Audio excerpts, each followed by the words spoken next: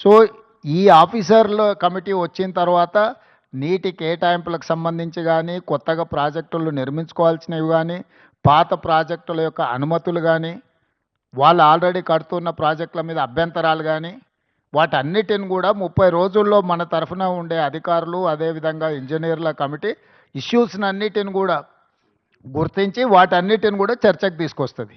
లేదు, ఇది apex council meeting కాదు. It is just informal meeting organised by government of India, Jal Shakti, to break through certain issues. ఇప్పుడు already ఆ complaint చేసినాం, ఆ ఫిర్యాదు ఉంది. ఆ ఫిర్యాదుల మీద పోలవరం ప్రాజెక్ట్ అథారిటీ కానీ, లేకపోతే సిడబ్ల్యూసి కానీ, లేకపోతే గోదావరి రివర్ మేనేజ్మెంట్ బోర్డు కానీ ఆల్రెడీ ఏమేమైతే మా ఫిర్యాదుల మీద అభ్యంతరాలు చెప్పాలనో పూర్తి స్థాయిలో అభ్యంతరాలు చెప్పినాయి.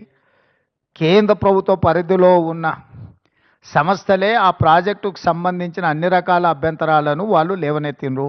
కాబట్టి ఈ సమావేశంలో ఈ అంశాలు ఏవి ప్రస్తావనకు రాలేదు.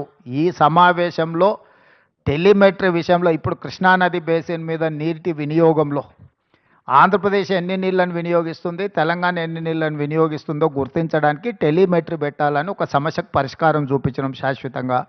రెండవది, శ్రీశైలం ప్రాజెక్టు డ్యామేజ్ అయింది, డ్యామేజ్ అయింది, దీన్ని తక్షణమే రిపేర్లు చేయాలని ఎన్డీఎస్ఏతో సహా మిగతా సంస్థలు ఇచ్చిన వాటిని, ఆ డ్యామ్ని నిర్వహించాల్సిన బాధ్యత ఆంధ్రప్రదేశ్ పరిధిలో ఉంది. వాళ్ళు వాటిని అన్ని రకాలుగా ఏవైతే సమస్యలను పరిష్కరించడానికి వాళ్ళు ముందుకు వచ్చిండ్రు. Godavari river management board, Krishna river management board ఆంధ్రప్రదేశ్లో ఒకటి, తెలంగాణలో ఒకటి ఉండాలని పునర్విభజన చట్టంలో ఉంది. 2020 అపెక్స్ కౌన్సిల్ మీటింగ్లో కూడా నిర్ణయం జరిగింది. దాన్ని అమలు చేయాలనుకున్నాం. ఇప్పుడు మీరు చెప్పే అన్ని అంశాలు, నీళ్లు కానీ, కొత్త ప్రాజెక్టులు కానీ, లేకపోతే ఇతర ఏ ప్రాజెక్టులు అన్నీ కూడా అధికారులు ఇంజనీర్ల కమిటీ ముందల ప్రస్తావనకు వస్తే అక్కడ చర్చించిన తర్వాత అక్కడి నుంచి పైకి వస్తాయి. అన్నీ ఉంటాయి, ఎన్ని ఉన్నాయో.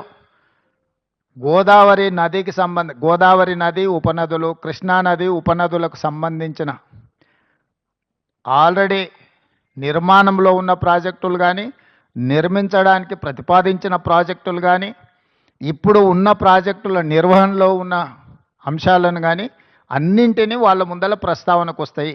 వాళ్ళు ఒకసారి ఆ కమిటీ అపాయింట్ చేసిన తర్వాత వాళ్ళ అంశాలను అన్నిటిని తీసుకొని చర్చించి అక్కడి నుంచి ప్రతిపాదనలు వస్తాయి.